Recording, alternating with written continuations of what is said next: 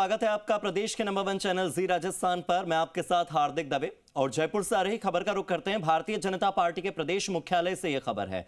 5 मंडल अध्यक्षों की नियुक्ति को निरस्त कर दिया गया है। 14 जिला अध्यक्षों की नियुक्ति को अंतरिम रूप से रोक दिया गया है।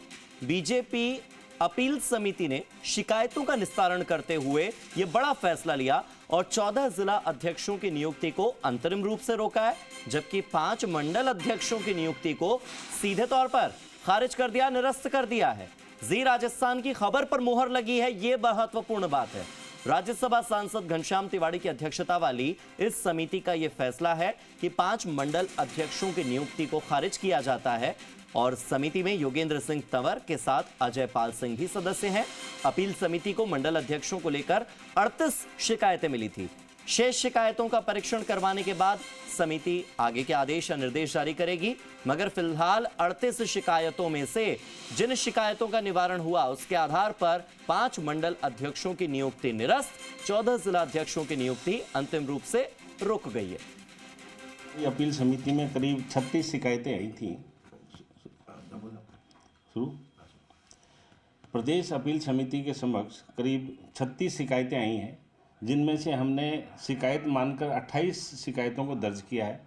इन 28 शिकायतों में जो अपील समिति की बैठक आज हुई है, उसमें हमने जिनमें गंभीर आरोप था कि इनकी निरस्तीकरण की जाए, वो जिसमें एज का फैक्टर सबसे अधिक था, वो 5 शिकायतें थीं जिनको हमने निरस्त मंडल चुनाव कर दिए गए हैं। हमारी अपील समिति में करीब 36 शिकायतें आई थीं।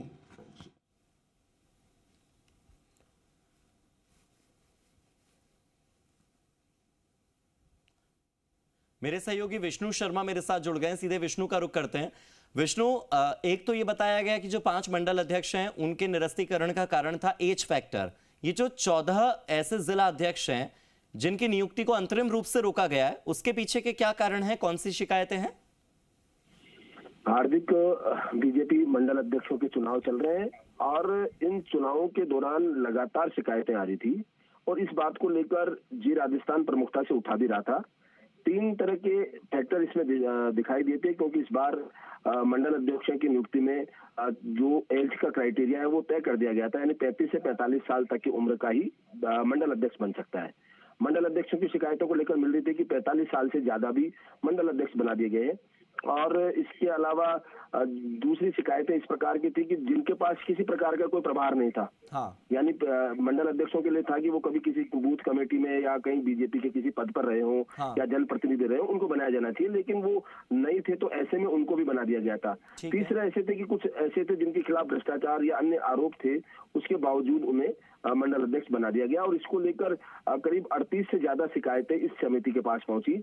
उन शिकायतों में से 5 मंडल अध्यक्ष हैं, उनको जो चुनाव खारिज कर दिया, उनका निरस्त कर दिया चुनाव, यानी वो चुनाव उनको अब अपात्र कर दिया, निरस्त कर दिया उनका चुनाव। इसके अलावा 14 को होल्ड पर रख दिया, यानी उनका चयन जो है, नियुक्ति हुई है, उन 14 जिलाध्यक्षों का जो है वो होल्ड पर रख दिया गया है। इसके अलावा जो 19 बाकी बचे हैं उनको ये नोटिस दिए हैं और स्पष्टीकरण मांगा है कि उनके खिलाफ ये शिकायत आई, उनका क्या जवाब है। अगर जवाब संतुष्टिपूर्ण नहीं होता है तो उसके खिलाफ भी कार्रवाई की जाएगी। खास बात यह है कि इतनी शिकायतें पहुंच रही थी, उसके बाद कमेटी की जब आज मीटिंग हुई राज्यसभा सांसद घनश्याम तिवाड़ी की अध्यक्षता में, तो बारीकी से इनकी जांच की गई और उस जांच में ये सामने आया, तो उसके बाद ये निर्णय लिया गया।